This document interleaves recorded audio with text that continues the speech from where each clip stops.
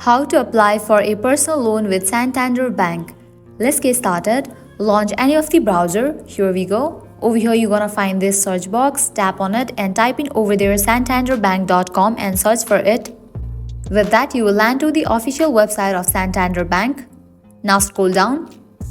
Over here you're gonna find different options. Click on the option of Explore Personal Loans. Scroll down, Easy Online Application. Click on this option of Check Your Rate. Now you have to review for a few things before you apply for personal loan application. By continuing, you are agreeing to the following. Your primary residence is in one of the following states, and if you approved, you are willing to e-sign your closing documents. If you are a current or prior Standard Bank customer, click on the option of Yes. Now you have to fill these: last name, zip code and date of birth, likewise SSN number. In the case you are not current or prior Santander Bank customer, click on the option of No.